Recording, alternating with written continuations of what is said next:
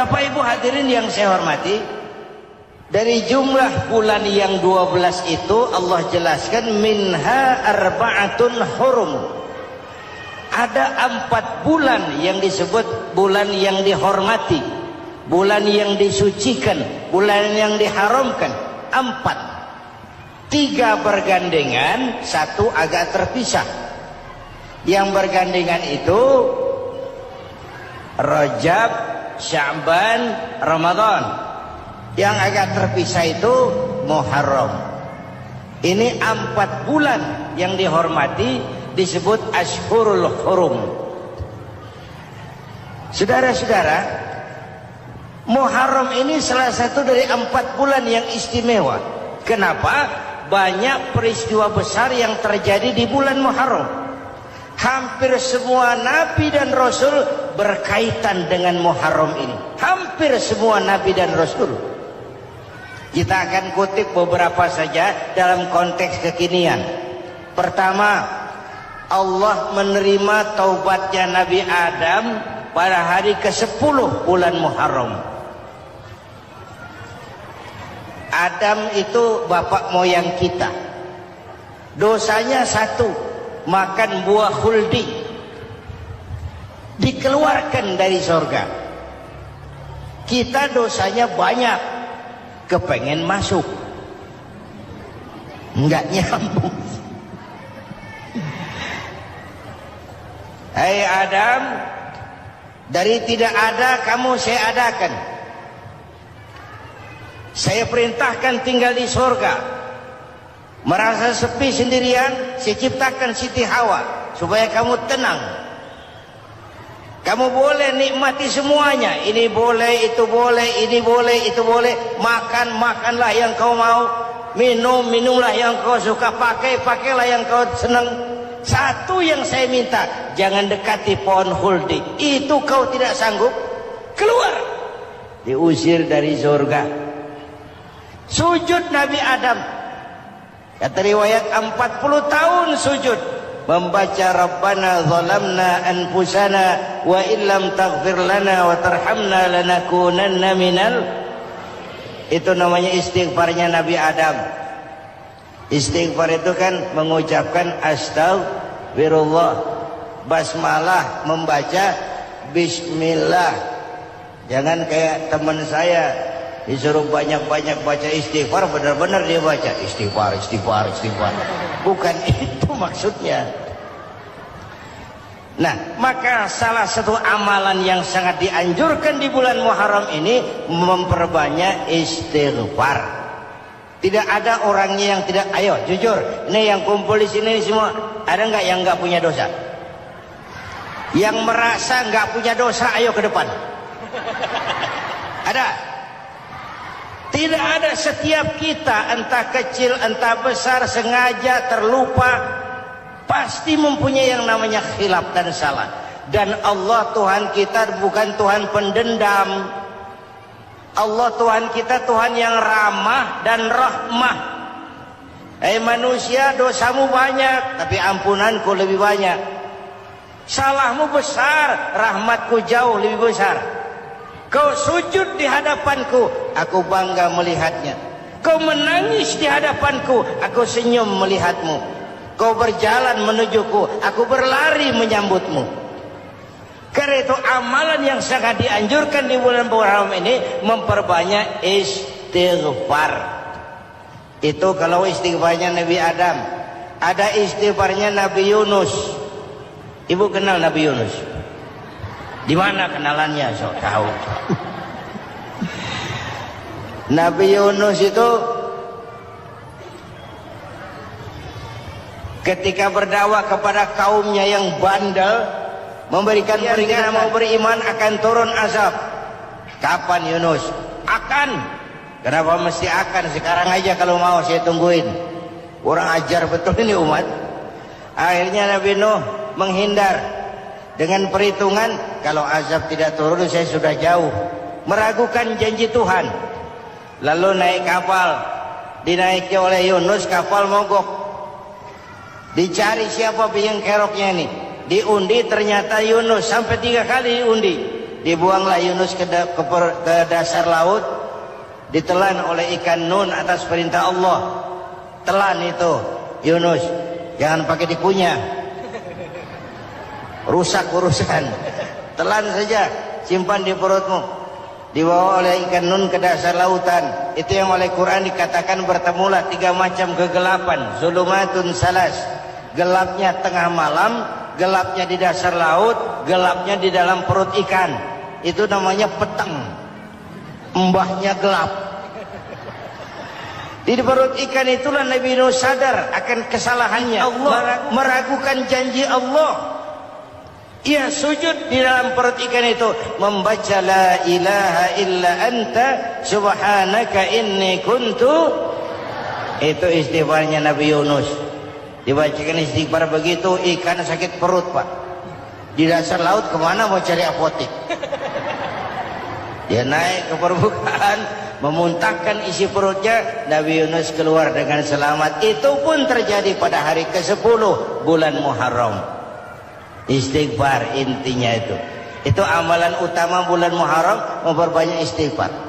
Allah selamatkan Nabi Nuh dari bahtera banjir yang luar biasa 10 Muharram.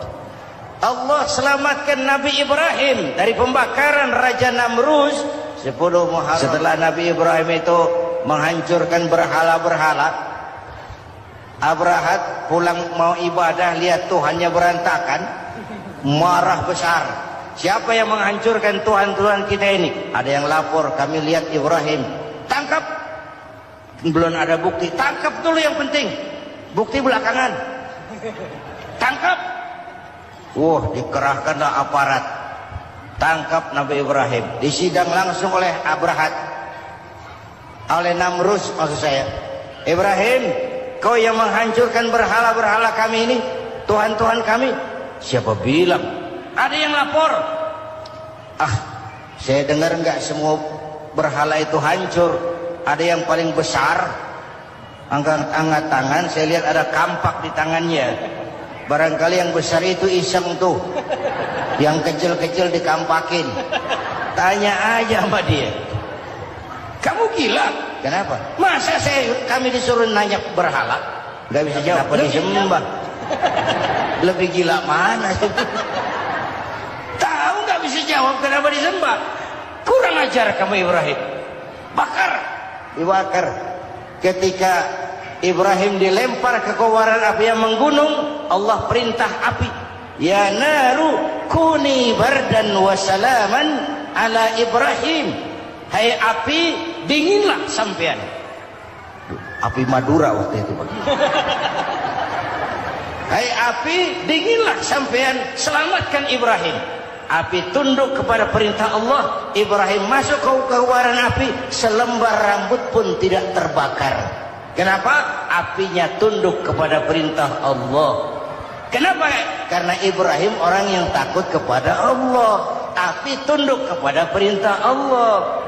Kalau kita baca ayat itu, masuk ke api, mateng. Sudah hadirin yang saya muliakan, oleh karena itu selamatnya Ibrahim dari pembakaran Raja Namrus itu pun pada 10 Muharram, Yaumul Asyura, hari ke-10 dari bulan Muharram.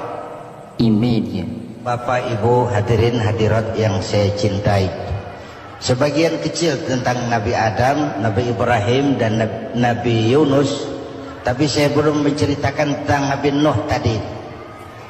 Mengulang kaji, Nabi Nuh salah seorang rasul yang masuk ulul azmi 5 besar, karena memang perjuangannya menggambarkan satu usaha yang ulet dan luar biasa. Beliau diberi umur 950 tahun, lalu berdakwah selama 900 tahun, sore, pagi, siang, malam, dapat pengikut tidak lebih 80 orang. Rata-rata 10 tahun satu. Kalau saya minta berhenti aja jadi nabi, Pak. Ustadz mana masih mau buka pesantren? 10 tahun buka pesantren, yang nyantri cuma satu. Pedagang mana yang masih mau dagang? 10 tahun dagang, yang beli satu.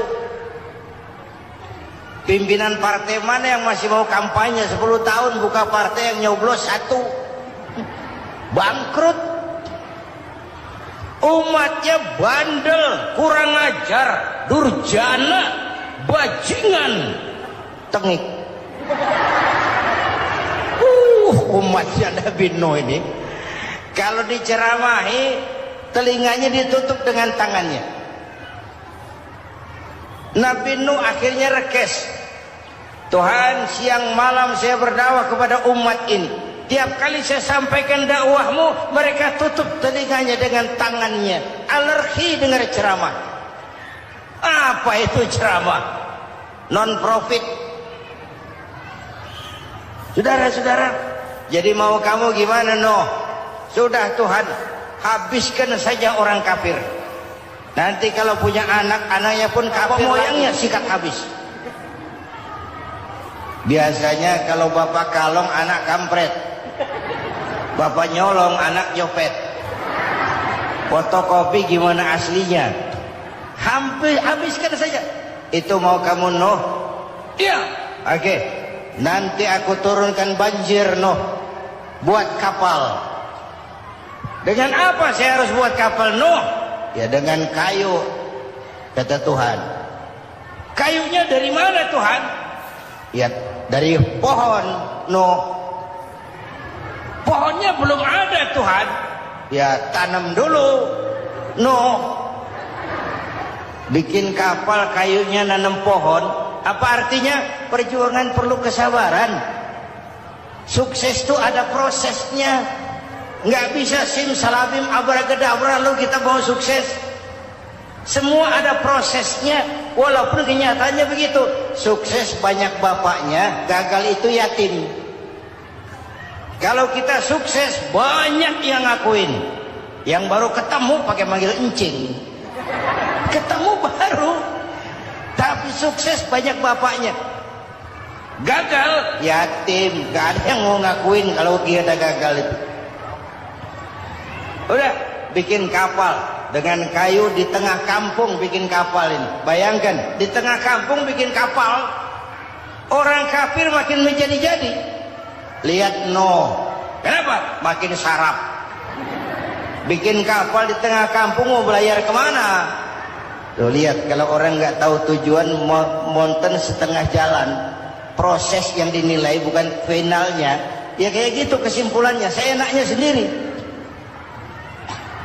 Bikin kapal. Kapal mendekati selesai. Ini orang kafir rame-rame datang ke kapal Nuh. Mau apa? Buang najis. Sakit perut berangkat ke kapal Nabi Nuh. Nongkrong. Dapat 2-3 tumpuk pulang. Penuh lantai kapal dengan najis manusia. Inilah perjuangan. Bukan jalan raya lurus bertabur bunga di kanan kirinya. Banyak unahan, caci maki, antipat, segala macam. Nuh. Ada orang tua dasar kafir, kurang ajar, sudah stroke berangkat juga ke kapal Nuh. Mau buang najis, pincang-pincang digotong orang. Selesai buang najis dia bangun mau pulang, pegangan tiang kapal terpeleset jatuh di atas tumpukan najis. Terjadi keajaiban, yang stroke-nya sembuh, lumpuhnya hilang, berangkat digotong-gotong pulang, jalan gagah sekali. Tapi orang kampungnya heran, ente sudah sembuh? Sudah. Berobat di mana? Kok begitu paten? Di kapal Nuh. Masih banyak.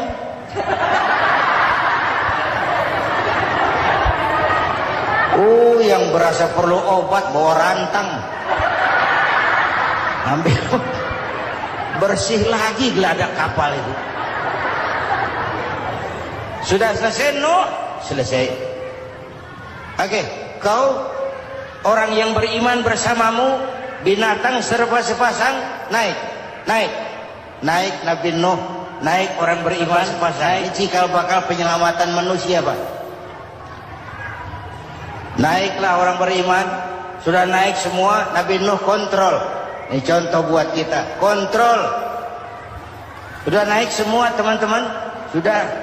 Pemimpin yang baik bukan cuma terima laporan di belakang meja. Laporan itu yang mana juga bagus. Sama juga kampanye. Kampanye yang mana juga merdu. Kalau saya. Kalau aja yang dihitung. Pernah ada calon bupati kampanye janji, kalau saya berhasil kita akan banyak bangun jembatan di daerah kita. Rakyat tanya, Pak, nggak ada sungai di kampung kita, Pak. Dia bilang, sungainya kita bangun sekalian. Udah kadung janji, mana pula orang mau bangun sungai ini. Saudara-saudara, kontrol. Jangan cuma tunggu laporan di belakang meja, semua laporan bagus. Ya, Bu? Bu,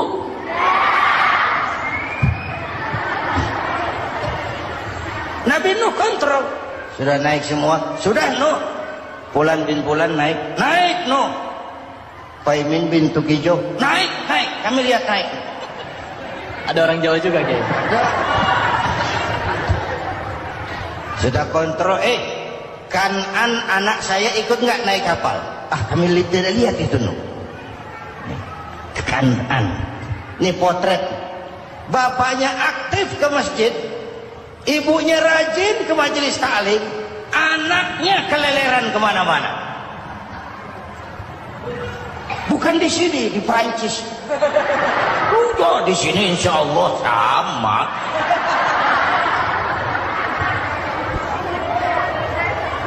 Nuh karena sayang anak, Nuh karena cinta anak, Nuh karena tanggung jawab anak, cari naik ke atas kapal. Lihat Kanaan, anak saya, nggak lihat, Nuh. Turun ke ruang bawah, periksa lagi. Mang, ayah Kanaan di dia. Jamaah Tasik nih rupanya ditanya. Tuh ayah, Mang. Ayah kemana ya budak itu? Turun ke bawah kanan tuh. Orang nano raketo. Rombongan Jawa Tengah. Naik ke atas buritan. Dari buritan kelihatan ternyata Kanaan tidak ikut naik kapal, kumpul di darat bersama orang kafir. Ini potret kita sekarang.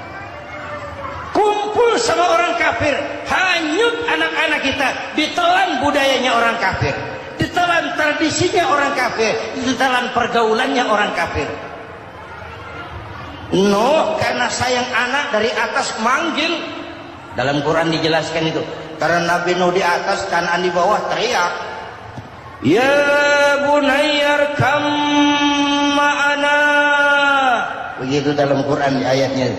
Coba ini pakai gaya memanggil supaya kelihatan ke gambar, kira-kira Nuh manggilnya begitu. Ini namanya gaya dakwah, Pak. Kalau ceritanya datar nggak menarik, maka Nuh memanggil Kanaan, ya bunayyar kam ma'ana. Kata yang dengar, ini gaya orang manggil, ya bunayyar kam ma'ana. Kanaan kesini nak, naik kapal sama papi. Kan di bawah itu, nggak mau papi, John di sini saja. Kata Nuh, jangan nak, Allah sedang murka, akan turun banjir. Kalau datang banjir papi, sa'awi ila jabalin yaksimuni minal ma', saya akan naik ke gunung tinggi yang bisa menyelamatkan saya dari banjir. Kanaan naik ke gunung, gunung dihantam banjir, Kanaan mati sampai sekarang. Yang kelima, Nabi Musa, kisah Muharramnya ini. Lahir dalam kondisi yang sulit karena Fir'aun mimpi akan lahir seorang anak dari keturunan Bani Israel yang akan menghancurkan kerajaannya. Kata Fir'aun, sudah lahir belum anaknya? Belum. Kalau gitu mulai malam ini laki-laki dilarang bergaul sama istrinya. Semua perempuan hamil di bawah pengawasan negara. Mulai hari ini kalau lahir anak laki-laki turut nama Bani Israel, penggal. Satpol PP disiapkan. Udah ada kayaknya. Ada. Patroli. Bayangkan, nah Fir'aun itu bikin undang-undang seenaknya sendiri. Apalagi merasa kekuasaannya dalam ancaman. Penguasa manapun kalau merasa dalam ancaman, panik. Padahal kekuasaan itu kayak harimau. Makin lama ditaiki, makin sulit turun. Kenapa? Karena macannya makin lapar. Naik terus capek, turun dimakan harimau. Serba sulit. Saudara-saudara, kalau kita mau belajar dari Pak Harto, saya melihat kekurangan Pak Harto cuma satu, terlambat berhenti.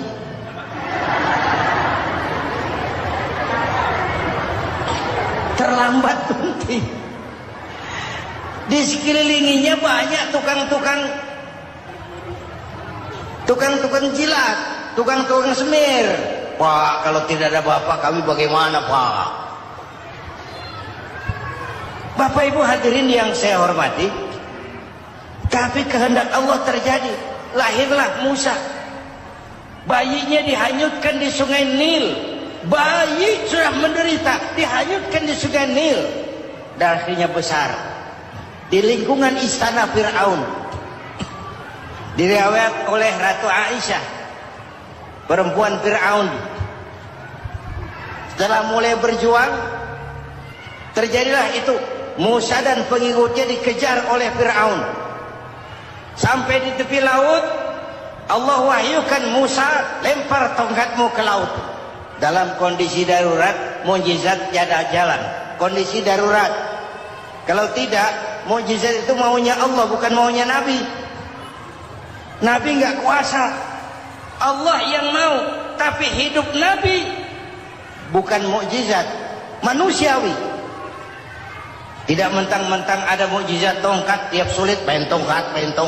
Nggak usah berjuang kalau begitu. Itu darurat menyelamatkan umat. Tongkat dilempar ke laut, laut terbelah.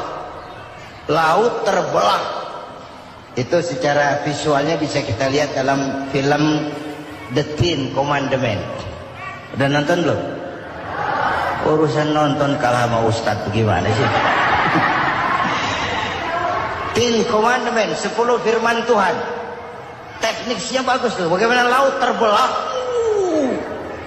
Musa lewat, Fir'aun mengejar.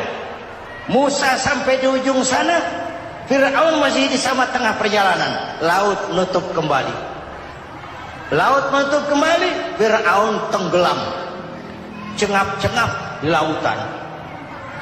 Begitu nafas sampai di tenggorokan, Fir'aun sambil cengap-cengap itu, amantu bi Rabbi Musa wa Harun. Duh, kalau begini mah saya juga percaya sama Tuhannya Musa. Malaikat maut jengkel, goblok loh. Terlambat sekarang. Ditenggelamin terus. Modar. Musa selamat. Fir'aun mati. Jenazahnya, jasadnya terdampar di pinggir laut. Beberapa waktu kemudian ditemukan di balsam, diawetkan. Itu sesuai janji Quran. Wa kadzalika nunajjika bi badanika litakuna liman khalfaka ayah. Kami selamatkan badan kamu agar jadi pelajaran bagi orang-orang sesudah kamu nanti. Janji Quran tepat. Janji itu 14 abad yang lalu. Jasad Fir'aun ditemukan, dimumi, diawetkan, dibalsam di bawah nama Farao Ramses II. Sekarang tersimpan di Museum Negara di Mesir. Kapan-kapan nanti ibu main ke Mesir, mampir. Naik ojek paling berapa itu? Oh, orangnya tinggi, hidungnya mancung, pokoknya pantaslah jadi Fir'aun. Selamatnya Musa di kejaran Fir'aun di ujung sana itu terjadi pada hari ke-10 bulan Muharram, yang oleh orang Nasrani diperingati dengan hari raya Paskah. Mereka melaksanakan puasa, mensyukuri nikmat keselamatan dari kejaran Fir'aun. Makanya kalau kita ikut puasa di bulan Muharram bukan mengikuti syariatnya Nasrani, salah. Karena Nabi mengajarkan, itu sumbernya. Bukan ikutan sama ibadahnya Israel. Tapi memang agama ini kan merupakan mata rantai. Datang Rasul baru melengkapi Rasul sebelumnya, datang Rasul baru melengkapi Rasul sebelumnya. Mata rantai yang berkaitan. Setelah Muhammad selesai, selesailah tugas Nabi dan Rasul. Selesailah misi Nabi dan Rasul. Tidak ada Nabi lagi sesudah Nabi Muhammad. Itu harga mati, titik. Gak ada kompromi. Siapapun sekarang ini nggak datang ngaku jadi Nabi, wajib tidak percaya. Wajib tidak percaya. Tapi kaitannya memang kita bilang Nasrani, orang bahasa Arab, bahasa Ibraninya Nazaret, Nasiroh, Nazaret. Itu beda dialek. Kita Daud, dia David.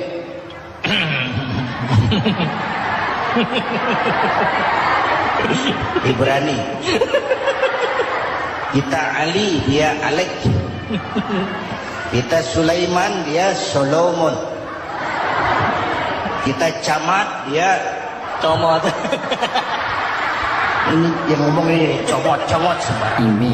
Bapak dan Ibu jamaah yang saya cintai, pertanyaan pertama, hijrah qalbiyah.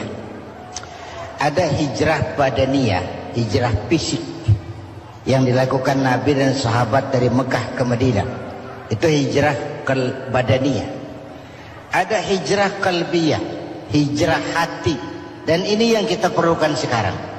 Karena refleksinya akan membias kepada alur kehidupan. Kalau hati kita mau berhijrah, fisik akan ngikuti. Hijrah dari tempat, dari malas ibadah menjadi rajin ibadah. Hijrah dari maksiat kepada yang ma'ruf, dari berpecah belah menjadi bersatu. Hijrah seperti itu yang sangat kita perlukan. Apalagi masyarakat ini paternalistik. Kita harus hijrah mental sekarang ini. Maka yang disampaikan tadi benar. Seorang ketua MK siap mengundurkan diri kalau terbukti anak buahnya terlibat suap. Itu walaupun siap, tapi sudah angin segar buat rakyat. Bahwa masih ada banyak insya Allah pejabat kita yang punya harga diri. Walaupun ada juga pejabat kita yang muka tembok, kulit badak, kuping kebo. Muka tembok, kulit badak, kuping kebo. Biasanya kalau kereta api tabrakan di negara-negara maju, Menteri Perhubungannya mundur. Di kita petugas palang pintu dipecat. Jauh sekali Menteri sama petugas palang pintu. Benar-benar diadili yang krocok-krocok, kopral-kopral itu. Padahal hadisnya jelas. Ar-rashi wal murtashi finnar. Yang nyuap dan yang nerima suap, dua-duanya neraka. Kasus potret belakangan ini, yang nerima suap, yang diuber, yang nyuap aman, yang nyuap aman, yang korupsi pajak dikecil-kecilin, yang ngemplang pajak aman. Padahal ngemplang pajaknya triliunan. Padahal dia sudah dikasih fasilitas oleh negara mengelola sumber daya alam negara yang artinya milik rakyat. Dia harus bayar pajak, uang pajaknya dikumpulkan bagi sebesar-besar kemakmuran rakyat. Itu tindakan merugikan rakyat. Karena itu betul, saya setuju hijrah qalbi yang perlu kita lakukan sekarang. Hijrah hati. Kita ini bangsa Indonesia seperti timnas. Timnas sekarang anak-anak muda sudah berani pakai baju PSSI. Iya. Kenapa? Menang. Coba kalau kalah terus, nanti menang. Tapi bangsa Indonesia itu memang seperti timnas. Namanya kesebelasan. 11 orang. Walaupun ada pemain bintang ya ada presiden, gubernur, menteri, itu bintang-bintang. Tapi bintang baru ada artinya kalau dibantu 10 pemain yang lain. Cristiano Ronaldo. Siapa itu? Penyerang tengah Real Madrid. Bintang. Lionel Messi. Siapa lagi? Barcelona. Bercelana.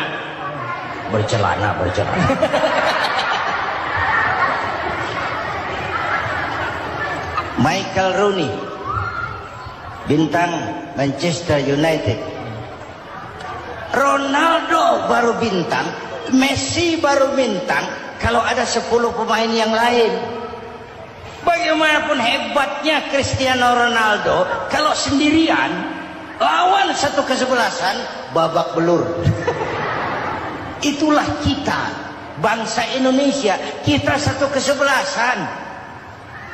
Harus saling memperkuat. Ada bangsa kita ini yang jadi jaksa, ada yang jadi hakim, ada yang jadi polisi. Itu posisi penyerang tengah, kiri luar, kanan dalam, back, striker, kiper, posisi. Tapi sadar kita satu kesebelasan, Bung. Jangan bikin gol ke gawang sendiri. Kalau punya bola bagus, operan dong sama temannya. Yang bisa menciptakan gol, operan. Ada yang jadi pengusaha besar, bagus boleh. Punya untung besar, operan. Kasih masjid, kasih pesantren, operan. Ini kesebelasan kita kalau punya bola pelitnya setengah mati, nggak mau ngoper. Bawa sendiri, mending bikin gol, enggak. Kita ini satu kesebelasan, satu sama lain harus saling memperkuat. Bahwa ada penyerang tengah, itu si posisi. Tapi kalau memang peluang memungkinkan, ayo dong operan. Saya iri sama kesebelasan Nasrani di Indonesia. Mereka kalau punya bola operannya cakep. Gereja cepat selesai, rumah sakit Kristen cepat selesai. Kenapa? Operannya bagus. Kita ini kalau punya bola bawa sendiri, nggak mau ngoper. Maka masjid nggak selesai-selesai. Madrasah banyak yang bocor. Rumah sakit Islam kalah bersaing. Kenapa? Operannya berat. Menyadari kita ini timnas, satu kesebelasan. Jangan menjegal kawan seiring, kawan sendiri dijegal. Sudah musuh terlalu kuat, gawang sendiri dijebol. Akhirnya terbalik kita ini. Ujian terberat telah diberikan Allah kepada para anbiya, kemudian para aulia, kemudian para ulama. Summal amsal fal amsal, ke bawah dan ke bawah, diuji setiap orang menurut kekuatannya berpegang kepada agama. Kalau kata anak Melayu bilang, kalau takut dengan ombak, jangan berumah di tepi pantai. Kalau takut diterjang ombak, jangan berumah di tepi pantai. Kata ibu tadi, mau jadi pohon tinggi harus berani ketiup angin. Makin tinggi pohonnya, makin keras anginnya. Takut angin, jangan jadi pohon tinggi, jadilah rumput. Enggak ditiup angin, tapi diinjak kebo. Apa yang enggak ada resikonya? Apa yang enggak ada resikonya? Semua nabi ada yang dihantam kekuasaan yang arogansi. Ibrahim berhadapan dengan Namrud. Musa berhadapan dengan Fir'aun. Ada yang diuji dengan berhadapan umat yang sangat kurang ajar. Ada yang diuji dengan gosip yang dahsyat. Digosipi sama Zulaikha itu. Nabi Yusuf. Nabi Yusuf.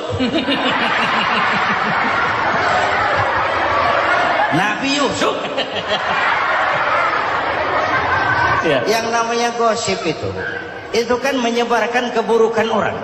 Kalau benar saja hukumnya ghibah. Kalau salah hukumnya fitnah. Fitnah lebih bahaya dari pembunuhan.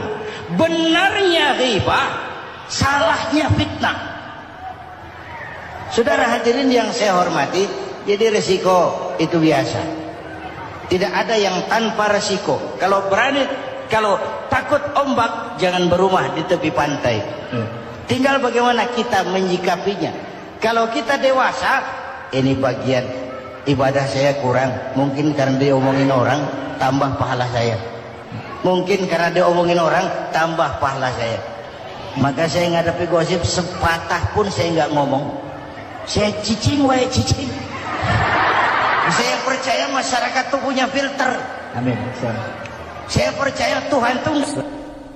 Pada pertemuan terdahulu sudah kita bicarakan bahwa orang yang menjalankan ibadah Ramadan dengan baik, dalam arti siang dia laksanakan ibadah puasa, sementara dia hidupkan malam-malam Ramadan dengan sholat tarawih, i'tikaf, tadarus Al-Quran dan sebagainya. Orang yang semacam itu keluar dari Ramadan dijanjikan oleh Allah, ghufira lahu ma taqaddama min zambihi, diampunkan segala dosa yang pernah dia kerjakan. Sehingga ia keluar dari bulan Ramadan seperti bayi baru dilahirkan oleh ibunya, bersih, tidak punya dosa kepada Allah lantaran sudah dibersihkan oleh ibadah Ramadan. Jadi dalam Islam dosa itu ditebus dengan taubat, dengan amalan kita sendiri, bukan dengan uang, tidak juga dengan beras.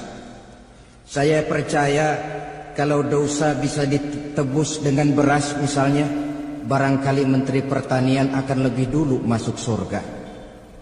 Kalau dosa bisa ditebus dengan uang, mungkin Gubernur Bank Sentral atau para Menteri Keuangan akan menjadi penghuni surga nomor 1. Dalam Islam dosa ditebus dengan taubat kepada Allah. Orang yang melaksanakan ibadah dengan baik di bulan Ramadan, keluar Ramadan, masuk 1 Syawal seperti bayi baru dilahirkan oleh ibunya. Pantas dia mengucapkan minal aidin, semoga kami termasuk orang yang kembali kepada fitrah, suci, bersih. Dia rayakan hari itu, hari di mana dia kembali kepada kesucian. Itulah hakikat daripada Idul Fitri. Dengan kata lain, Idul Fitri ini tidak bisa dilepaskan kaitannya dengan ibadah Ramadan. Hanya oleh karena kita melaksanakan ibadah Ramadan, maka kita rayakan Idul Fitri. Dengan bahasa yang lebih langsung, sebenarnya yang berhak merayakan Idul Fitri mereka yang mengisi Ramadan dengan kegiatan ibadah. Saudara-saudara kaum muslimin yang berbahagia, lalu bagaimana prosesnya? Yang pertama, manakala datang senja akhir Ramadan, wajiblah kita mengeluarkan zakat fitrah. Sebab Rasulullah sallallahu alaihi wasallam bersabda, "Saumul 'abdi mu'allakun ma baina as-sama'i wal ardi hatta yu'addiya shadaqatal fitri." Sesungguhnya puasa seorang hamba bergantung antara langit dan bumi, yakni belum diterima oleh Allah sampai dia mengeluarkan zakat fitrahnya. Memang boleh mengeluarkan zakat fitrah itu sejak awal Ramadan. Itu waktu yang dibolehkan. Jadi saudara tidak mau sibuk, begitu 2 hari puasa lalu bayar zakat fitrah, boleh. Tetapi waktu yang wajib sejak terbenam matahari akhir Ramadan. Waktu yang terbaik untuk membayar zakat fitrah selesai sholat subuh sebelum orang berangkat melaksanakan sholat Idul Fitri. Waktu yang makruh setelah orang selesai sholat Idul Fitri lalu baru bayar zakat fitrah, makruh di situ. Sedangkan waktu yang haram apabila matahari terbenam pada hari raya tanggal 1 Syawal baru mau bayar zakat fitrah, sudah haram hukumnya. Jadi diawali dengan membayar zakat fitrah. Dan ini merupakan realisasi daripada latihan puasa, cinta kepada fakir miskin. Orang bilang kan bulan Ramadan itu katanya bulan latihan. Kata orang Jawa, month of training. Bulan latihan. Apa sih perlunya latihan? Kalau PSSI masuk latihan, tentu keluar latihan mainannya makin bagus. Elias Pikal masuk latihan, keluar latihan gaya tinjunya makin hebat. Itu perlunya latihan. Kalau latihan tiap hari tapi main kalah terus, orang kan bilang buat apa latihan kalau main kalah terus. Kita muslimin selama Ramadan sebulan penuh masuk latihan. Latihan sabar, latihan jujur, latihan disiplin, latihan sederhana, latihan mengendalikan nafsu. Berhasil atau tidaknya latihan itu kelihatan dalam gaya hidup kita sesudah keluar Ramadan. Kalau tidak, Ramadan sabar, habis Ramadan habis sabarnya. Ramadan rajin ke masjid, selesai Ramadan selesai ke masjidnya. Ramadan rajin baca Quran, selesai Ramadan selesai rajinnya. Itu pertanda latihan tidak berhasil. Maka salah satu latihan ini kita buktikan kecintaan kita kepada fakir miskin dengan kewajiban membayar zakat dan zakat fitrah. Ya Allah, sudah saya rasakan bagaimana tidak enaknya lapar dan haus. Sudah saya rasakan bagaimana tidak enaknya penderitaan orang-orang fakir dan miskin yang tiap hari kelaparan dan kehausan. Sebagai pertanda ya Allah, saya keluarkan zakat fitrah ini untuk orang-orang fakir dan miskin. Itu kita keluarkan pada saat matahari akhir Ramadan terbenam. Masuk malam pertama bulan Syawal, malam takbiran kalau istilah di kampung kita ini. Allah Subhanahu wa taala dalam Al-Qur'an menjelaskan, walitukmilul iddata, hendaklah engkau sempurnakan jumlah bilangan hari puasamu, berpuasa sebulan penuh, 30 hari atau lebih sering 29. Bila sudah sempurna hari puasa itu, walitukabbirullah, hendaklah engkau agungkan Allah, hendaklah engkau bertakbir. Oleh karena itu disunahkan menghidupkan malam 1 Syawal, malam hari raya Idul Fitri itu dengan memperbanyak takbir. Sejak matahari terbenam selesai sholat maghrib, kita kumandangkanlah kalimat takbir itu dari rumah ke rumah, dari surau ke surau, dari masjid ke masjid, dari kampung ke kampung, pertanda rasa syukur kita yang tiada terhingga kehadirat Allah Subhanahu wa taala, Tuhan yang Maha Esa dan Maha Kuasa. Entah kenapa bila matahari akhir Ramadan terbenam, datang malam 1 Syawal, berubah perasaan kita. Sedih menjadi gembira, sukar menjadi mudah, hati yang tadinya digenangi air kebencian berubah menjadi hati yang penuh dengan cinta kasih kepada sesama. Kumandang takbir bagi orang-orang yang hidup tinggal di rantau, mengingatkan dia kepada kampung halamannya. Terkenang dia sungai tempat dia mandi, lapangan tempat dia bermain. Oi kampuang nan jauh di mato katanya. Sehingga orang-orang yang tinggal di tanah rantau diusahakannya benar supaya bisa berlebaran pulang mudik katanya, nak berkumpul dengan sanak keluarganya supaya lebih mudah bersilaturahmi sambil mengenang masa-masa lalu di kampung halaman. Jadi setelah zakat fitrah kita tunaikan, sambutlah malam Idul Fitri itu dengan memperbanyak takbir. Ini disunahkan. Menghidupkan malam lebaran dengan memperbanyak takbir, bukan memperbanyak bakar petasan. Itu kan pekerjaan mubazir, dan mubazir itu jelas perbuatan setan. Ada yang bilang katanya bakar petasan itu nambah syiar. Syiar macam mana datang dari petasan? Sebagian lagi Berjaga-jaga juga, tapi bukan dengan memperbanyak takbir. Bergadang-gadang di pinggir jalan, ngebut dengan kendaraan aneka warna. Tidak itu yang diajarkan agama. Berkumpul kita di surau, berkumpul kita di masjid, paling kurang berkumpul di rumah dengan keluarga.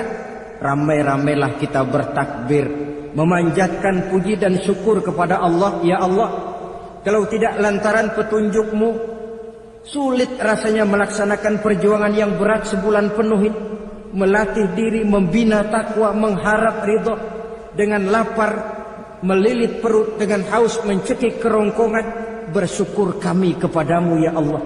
Dan sebagai pertanda kami kumandangkan kalimat takbir, memuji keagungan dan kebesaran-Mu. Allahu Akbar, Allahu Akbar, Allahu Akbar, walillahil hamd. Saudara-saudara kaum muslimin rahimakumullah. Di dalam satu hadis dari Ubadah bin Samit diriwayatkan oleh Imam Tabrani, bersabda Rasulullah sallallahu alaihi wasallam, "Man ahya lailatal fitri lam yamut qalbuhu yauma tamutul qulubi." Barang siapa yang menghidupkan malam Idul Fitri, maka hatinya itu tidak akan pernah mati pada saat hati-hati orang lain menjadi mati. Kita yang paling khawatir dalam hidup ini, pada saat hati kita sudah mati selagi jasad masih hidup, menjadilah kita bangkai berjalan dalam pandangan Allah. Badan hidup tapi hati mati, bangkai berjalan dalam pandangan Allah. Jadi ini hakikat merayakan Idul Fitri. Puasa Ramadan sebulan penuh, malamnya ibadah, menunaikan zakat fitrah, lalu malamnya menghidupkan malam dengan takbiran. Yang terjadi kan kita lihat adat yang dibesarkan, ibadat ditinggal. Puasa tidak, tarawih apalagi, lebaran kurang seminggu sudah lebih sibuk dia daripada yang puasa. Ke pasar kayaknya pasar mau dibeli semua. Rumah pun dicat, dikapur, baju diperbarui. Itu kan kulit. Memang lebih bagus kalau kulitnya baik, isinya pun baik. Tapi yang lebih penting daripada sekedar kulit adalah isi. Hakikat merayakan Idul Fitri kembali kepada kesucian. Kita bersih, tidak punya dosa kepada Allah. Itu kita rayakan. Dengan apa? Nah, oleh seorang ulama, Al-Imam Zakiyuddin Abdul Azim bin Abdul Quwa Al-Munziri, diberikan contoh bagaimana Rasulullah sallallahu alaihi wasallam itu merayakan Idul Fitri. Beliau berkata, yuhibbu sallallahu alaihi wasallam ayyuqabilal 'ida bil bisri was surur. Rasulullah sallallahu alaihi wasallam cinta, senang menyambut Idul Fitri bil bisri was surur, dengan muka gembira dan dengan sikap sukacita. Jadi merayakan Idul Fitri bil bisri was surur, muka menunjukkan kegembiraan. Kenapa gembira? Sudah berhasil berjuang sebulan penuh. Bukan gembira lantaran di rumah banyak dodol, kue, pakaian serba baru, sepatu pun serba baru. Bukan itu yang kita gembira. Gembira lantaran telah berhasil berjuang mengalahkan nafsu, memenuhi perintah Allah, melaksanakan puasa. Gembira lantaran kita kembali suci seperti bayi baru dilahirkan oleh ibunya. Bil bisri, muka menunjukkan kegembiraan, cerah di malam itu sampai di hari lebarannya. Jadi walaupun barangkali oleh karena kesulitan ekonomi tidak terbeli itu baju yang baru, tidak terbeli itu sepatu yang baru, tidak terbeli itu makanan dan kue seperti tetangga, jangan sampai mengurangi kegembiraan kita.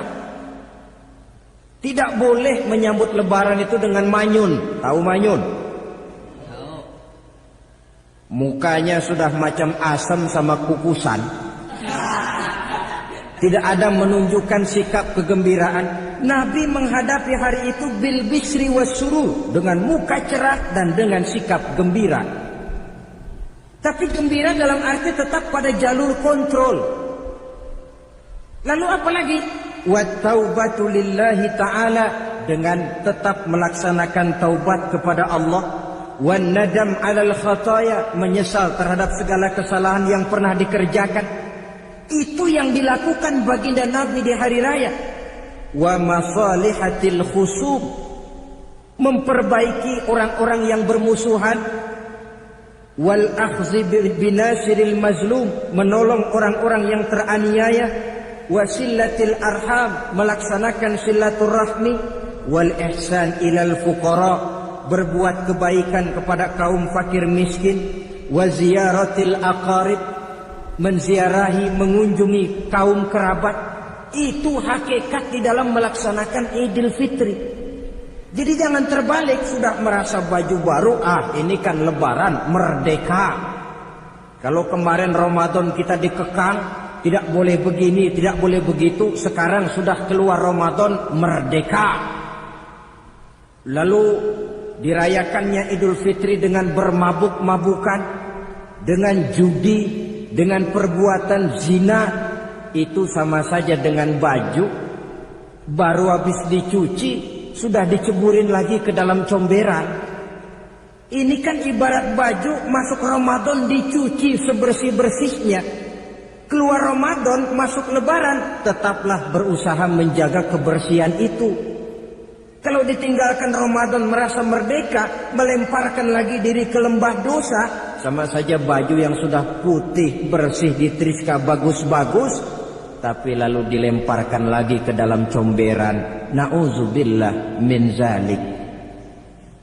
Saudara-saudara kaum muslimin yang berbahagia, jadi setelah zakat fitrah kita bayar, hidupkan malam Idul Fitri itu dengan mengumandangkan kalimat takbir. Lalu bila datang sholat subuh di pagi hari pertama bulan Syawal, kita laksanakanlah sholat subuh itu berjamaah. Jangan sampai terbalik, saking kepengennya sholat Idul Fitri subuhnya enggak. Ini kan sama saja kata orang nyari jarum kapak hilang. Tak membela yang sunnah, yang wajib disia-siakan. Sholat Idul Fitri itu sunnah saja hukumnya, sholat subuh wajib. Masakan yang wajib kita tinggalkan, lalu yang sunnah kita kejar-kejar? Terbalik tentunya. Lalu manakala usai kita sholat subuh masih mengumandangkan takbir, bersiap-siaplah kita untuk berangkat menunaikan sholat Idul Fitri. 2 rakaat, lalu diiringi dengan khutbah hari raya Idul Fitri. 2 khutbah seperti khutbah Jumat itu. Khutbah pertama dan khutbah kedua. Kalau selesai melaksanakan sholat Idul Fitri, maka kembalilah kita ke rumah dengan suasana gembira. Untuk apa? Untuk berhalal bihalal. Istilahnya untuk berlebaran, saling meminta maaf. Kenapa? Dengan ibadah Ramadan, dosa kita kepada Allah insya Allah bersih. Tapi kan kita tidak cuma berbuat dosa kepada Allah, kita juga berbuat salah kepada sesama manusia. Dosa kepada Allah, taubat langsung kepadanya, sonder pakai calo.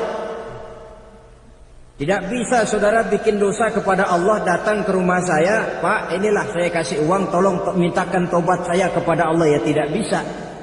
Dosa kepada Allah langsung bertaubat kepadanya.